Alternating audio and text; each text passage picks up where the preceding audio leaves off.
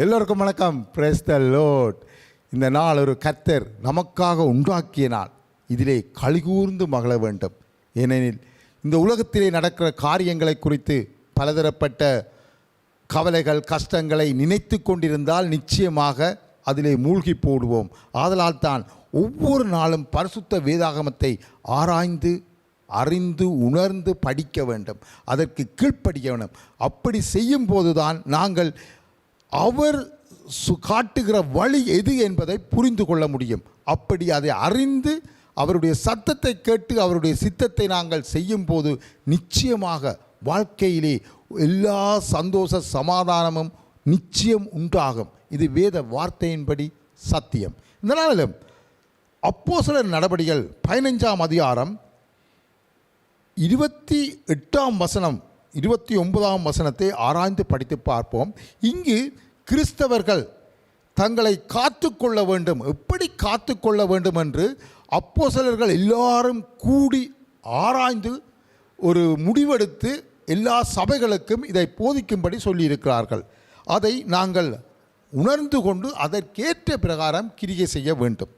இங்கு பாருங்கள், எவையெனில் விக்கிரகங்களுக்கு படைக்கப்பட்டவைகளுக்கும் இரத்தத்திற்கும் நெருங்குண்டு செத்ததற்கும் வேசித்தனத்திற்கும் நீங்கள் விலகியிருக்க வேண்டும் என்பதே. சில காரியங்களுக்கு கிறிஸ்தவர்களை விலகி இருக்கும்படி சொல்லுகிறார்கள். பழைய ஏற்பாட்டிலே பல காரியங்களுக்கு விலகி இருக்க வேண்டும். பழைய ஏற்பாட்டு பிரமாணங்களில் பாருங்கள், எத்தனையோ கட்டளைகள் பிரமாணங்களை நாங்கள் நிறைவேற்ற வேண்டும். ஆனால் சிலுவையிலே இயேசு எல்லாம் முற்று பெற்றது என்று ஒரு முடிவு பழைய ஏற்பாட்டுக்கு கொண்டு வந்து புதிய பிரமாணத்தை தருகிறார். இந்த புதிய ஏற்பாட்டில் நாங்கள் உண்மையும் உத்தமமாக மனம் திரும்பி இயேசுவை சொந்த இரட்சகராக ஏற்றுக்கொண்ட அனைவரும் இதற்கு கீழ்ப்படிய வேண்டும் என்று ஒரு வார்த்தையை இந்த இடத்தில் சகல கிறிஸ்தவர்களுக்கும் அப்போஸ்தலர்கள் எழுதி வைத்திருக்கிறார்கள். அவசியமான இவைகளை அல்லாமல் பாரமான வேறொன்றையும் உங்கள் மேல் சுமத்தாதிருப்பது பரிசுத்த ஆவியானவருக்கும் எங்களுக்கும் நலமாக கண்டது. இவைகளுக்கு விலகி நீங்கள் உங்களை காத்து கொள்வது நலமாயிருக்கும், சுகமாயிருப்பீர்களாக என்று எழுதினார்கள். இவைகளுக்கு விலகி நீங்கள் உங்களை காத்து கொள்ளுங்கள். இவைகளுக்கு விலக சொல்லி இருக்கிறார். அதே வசனத்தில் தான் அவசியமான காரியம் தெளிவாக சொல்லப்பட்டுள்ளது. விக்கிரகங்களுக்கு படைத்தவைகளுக்கும் விக்கிரகங்களுக்கு படைத்த காரியங்களை நாங்கள் உண்ணக்கூடாது. அந்த விக்கிரகங்களுக்கு முன்னால் அதுதான் கடவுள் என்று சொல்லி நம்பி ஏமாந்து போகக்கூடாது. விக்கிரகங்களுக்கு விலகி இருக்க வேண்டும். இரத்தத்தை சாப்பிடக்கூடாது.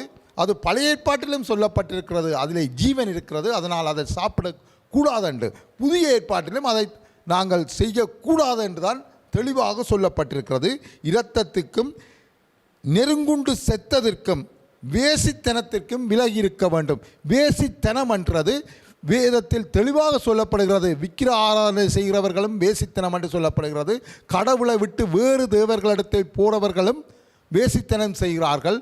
குடும்பத்தில் தேவன் சொன்ன கட்டளையை மீறி தேவனுக்கு பிரியமில்லாத காரியங்களை செய்தாலும் அது வேசித்தனத்துக்கு தான் ஒப்பீடாக சொல்லப்பட்டிருக்கிறது. வேசித்தனம் இதொன்று செய்யக்கூடாது. தேவனுடைய கட்டளைகளுக்கு கீழ்ப்படிந்து வாழும்படி வேதத்தில் எல்லா இடத்திலும் சொல்லப்பட்டுள்ளது.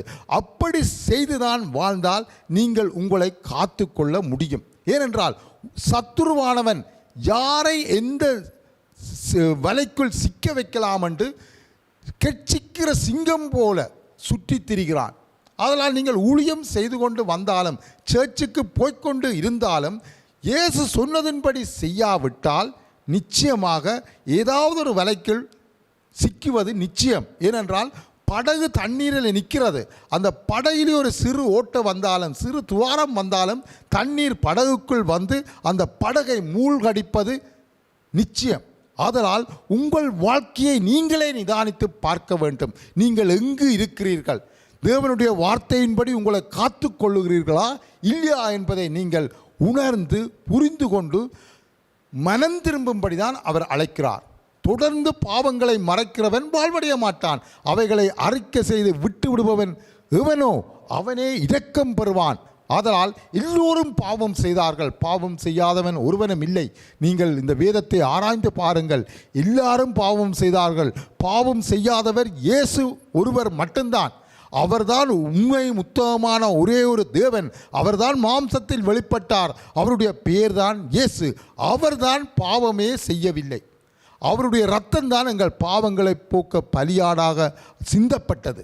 ஆதலால் நாங்கள் அவருடைய வார்த்தையை கேட்டு அவர் சொன்னதின்படி எவைகளுக்கு விலகி இருக்க வேண்டும் என்று சொல்லியிருக்கிறார்களோ அவைகளுக்கு விலகி எங்களை காத்து கொள்வதுதான் ஞானம், அறிவு, புத்தி உள்ளவர்களுக்கு தகும். ஆதலால் நீங்களே உங்கள் வாழ்க்கையை நிர்ணயித்து கொள்ளுங்கள். இயேசுவை பின்பற்றப் போகிறீர்களா, இல்லாட்டில் உலக வழியில் நடக்கப் போகிறீர்களா என்று முடிவெடுத்து ஞான, அறிவு, புத்திய உள்ளவர்களாய் இயேசுவை பின்பற்றுவதாக நிர்ணயம் பண்ணினால் அதற்கேற்றபடி கிரிய செய்யுங்கள். நிச்சயமாக உங்கள் வாழ்க்கை செழிப்பாக மாறும். நீங்கள் பாக்கியவான்களாக இருப்பீர்கள். May God be with you.